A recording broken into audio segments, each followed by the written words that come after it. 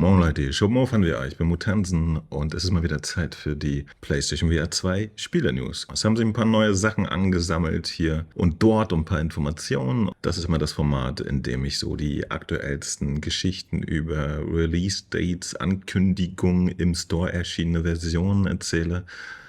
Viel Spaß bei diesem Video. Brille auf, setz die Brille auf, setz die Brille auf. Arizona Sunshine 2 kommt, das wissen wir schon. Bisher gibt es nicht mehr als den Trailer und ein paar Berichte von einigen YouTubern, die von Vertigo Games eingeladen wurden, um schon mal hands-on bei einer PC-Version zu machen. Ja, die wirkten eigentlich ganz zufrieden. Jetzt stand mit dem 7.12. ein Release-Day fest. Das Eigentümliche ist, sogar der Link, den ich gepostet habe in unserem Community-Tab vor ein paar Tagen, wenn ich den wieder drücke, ist das konkrete Release-Date mit dem 7.12. eigentlich wieder verschwunden. Ich habe auch, was sonst immer passiert, keinerlei spezielle E-Mail von Vertigo oder deren deutschen PR-Agentur bekommen etc. Ja, also für mich ist das weiterhin nicht offiziell bestätigt. Es stand aber hier schon auf der Webseite. Jetzt allerdings wieder nicht.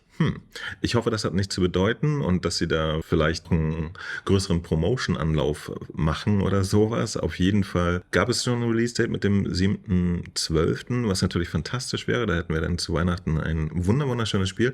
Denn der erste Teil war schon ziemlich genial. Für seine Zeit hat er was hergemacht. Ich habe auch den Vierer-Horde-Modus wirklich geliebt. Deswegen hat Arizona Sunshine bei mir immer ein ziemliches Stein im Brett. Ich freue mich hart auf den zweiten Teil und hoffe, dass der 7.12. tatsächlich passiert. Aber nehmt das nochmal mit bisschen Vorsicht. Dann ist neu aufgetaucht im Store. Ich denke, ich habe auch schon mal das irgendwo erwähnt, denn es ist schon länger bekannt, dass System Critical 2 auf die PlayStation VR 2 kommt. Es ist jetzt gerade Ende letzten Monats für Steam VR und im Quest App erschienen und ist so ein reinrassiger Shooter. Ja? System Critical 2 is bigger and better than ever before. Get ready to experience a platformer shooter like no others in VR. Blast your arm cannon and use guns, melee weapons, grenades and shields to make your way through the carefully crafted levels by epic boss battles and tons of enemies to kill. So, das Ganze ist, wenn ich das richtig gesehen habe, auch von einem Ein-Mann-Studio. Dementsprechend rechnet man nicht mit besonders elaborierter Grafik. Ja, das hält sich alles auf einem okayen Level.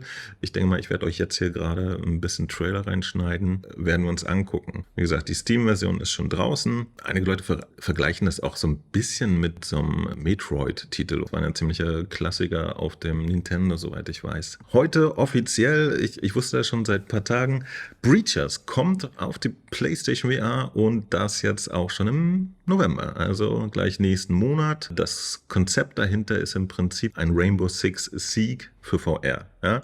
Direkte Konkurrenz zu Firewall ist es auf jeden Fall auch, denn auch das hier ist ein Tactical Shooter. Den gibt es jetzt schon ein bisschen länger für die Pico und auf der habe ich es immer gespielt, aber auch für Quest und für Steam. Ja, das ist von den Leuten, die Hyperdash gemacht haben.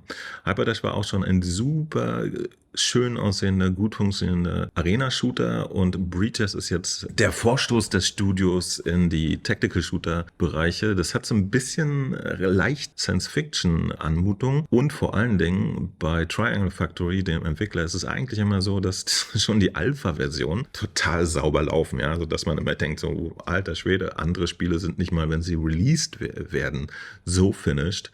Und ja, ich meine ganz besonders durch Firewall. Das könnte hart werden für Firewall, wenn die da demnächst nicht ein bisschen aufpassen, denn Breachers wird garantiert super poliert kommen. Es wird allerdings leicht aufgebaute Mobile-Grafik haben. Ja? Die sieht tatsächlich auf Mobile ziemlich gut aus, aber mal gucken. Das ist jetzt kein AAA PlayStation VR 2 Material. Trotzdem sind die Entwickler sehr rührig. Die haben auch Hyperdash im Nachhinein unendlich supported und immer wieder neue Spielmodi, neue Maps und sowas rausgebracht. Also Breachers wird ein cooler Shooter. Das ganze Waffenhandling und so macht Spaß. Man kann sich damit so Enterhaken, eine Wand runterlassen und dann durch die Fenster brechen und auch mit Explosionsschaum, heißt das so, Luken aufsprengen und so. Ist ein richtig schönes Ding. Dann haben wir einen neuen Eintrag hier. Ich denke mal wieder mit schönen Gruß vom Quest Store. Das gefeierte von Tetris inspirierte VR-Puzzlespiel ist mit einer vollgepackten Fortsetzung zurück. Genießen das Spiel allein mit unserem Arcade- und Kampagne-Modi oder werden mit unseren brandneuen Koop- und Kompetitiv-Mehrspieler-Online-Modi sozial. Vectrix Worlds, das habe ich noch nie gesehen bisher. Bin mal gespannt. Aber dass es einen Koop-Modus haben wird und einen Multiplayer und so, das ist doch schon mal was Nettes. Tetris an sich sich ist ja auch immer was Schönes. Schauen wir mal, was wird. Auch neuer Eintrag hier im PlayStation Store, allerdings mit Entspannung. Für 2024 angekündigt, Builder Simulator VR. Das ist ein einzigartiges Spiel, das auf virtueller Realität-Technologie basiert und dir ermöglicht, deinen Traum von einem eigenen Gebäude von Grund auf zu verwirklichen. In diesem Spiel bekommst du die Möglichkeit, dein Wunschhaus Schritt für Schritt zu planen und zu bauen, während du vollständig in die Welt des Bauwesens eintauchst. Beginne mit der Planung des Baus und dem Kauf der benötigten Materialien und lege dann langsam die Ziegel, um deine Wunschkonstruktion zu errichten. Das alles wird jedoch nicht ganz so einfach. Je mehr Erfahrung du gewinnst, desto schwierigere Herausforderungen stehen dir bevor. Zu Beginn des Spiels erhältst du ein spezielles Tutorial, das dich durch alle Bauphasen führt. Wenn du es durchlaufen hast, kannst du dich auch an die Arbeit machen. Bis 2024 können wir uns noch gedulden.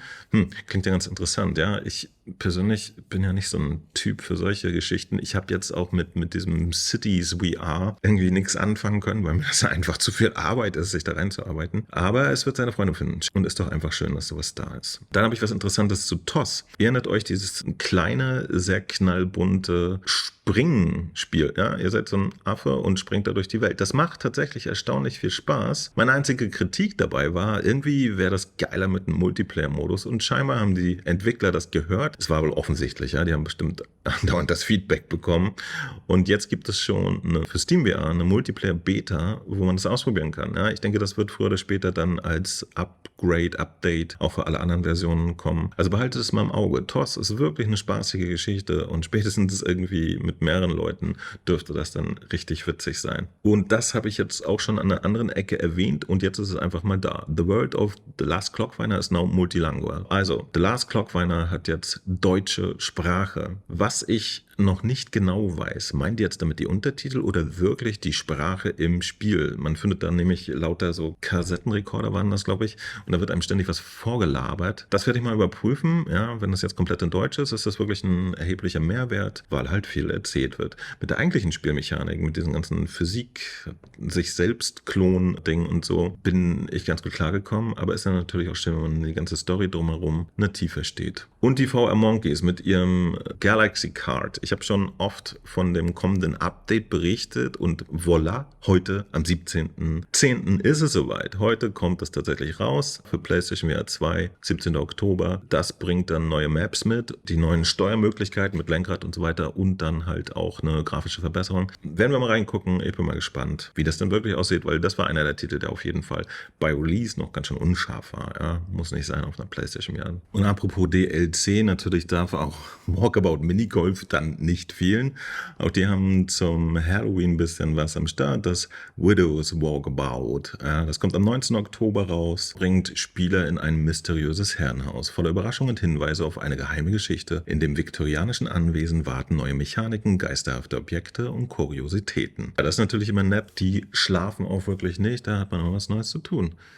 Nice. Und zu guter Letzt haben wir noch Budget Cuts. Das bekommt nämlich ein Nightmare-Update. Und zwar am 19. Oktober für die PlayStation VR 2. Ist auf jeden Fall eine nette Idee. Jetzt zu Halloween bekommt das halt einen leichten Horror-Vibe. Ich weiß nicht, wie viele Level das dann sein werden. Auf jeden Fall werdet ihr da von einem Killer-Bot namens Adam verfolgt. Ist doch eine schöne Geschichte. Das Spiel an sich ist eigentlich auch ganz nett. Allein die technische Umsetzung auf der PlayStation VR 2 hat mich wieder nicht so sehr überzeugt. Die Grafikauflösung war nicht so dolle und dann gab es auch so ein bisschen Kantenflimmern und so. Muss nicht sein. Ist aber an sich ein nettes Spiel gewesen. Ja, ist doch cool. Das ist dann aber auch free, das Nightmare Update. Also, wenn ihr das Spiel besitzt, könnt ihr einfach mal reingucken. Und das waren jetzt erstmal die PSVR 2 Spiele-News für heute. Ja, es passieren immer noch neue Sachen. Bleibt mal aufmerksam, da kommen interessante Dinge demnächst, auf jeden Fall. Damit bin ich erstmal draußen. Ich würde mich sehr freuen, wenn ihr für dieses Video ein Däumchen übrig habt. Schreibt mir mal auf jeden Fall auch was drunter. Ihr kennt das ja, mit den Kommentaren hilft ihr auch, dass die Videos sogenanntes Engagement bekommen und dann bei YouTube einfach sichtbarer sind. Bis dann, Mo von VR. Immer für euch da. Bye, bye. Gibt's was Neues im VR, sei sicher, Mo geht live und unterhält dich mit 2 Stunden No Man's Sky. Auf jedes First Impression kannst du dich verlassen, also lass ein Abo da, dann kannst du nichts verpassen. Ob auf Rügen in geschlossenen Buden mit gutem WLAN, hier gibt's heute kein Schnitzel, Alter, was geht, man? Oder direkt von der Messe mit dem Phone. Voller Einsatz, der Beste ist Mo. Der Beste ist Mo. Der Beste ist Mo. Der Beste ist Mo. Mo Fun VR ist Mo. Der Beste ist Mo. Der Beste ist Mo. Der Beste ist Mo. Tensen, Mo Fun VR.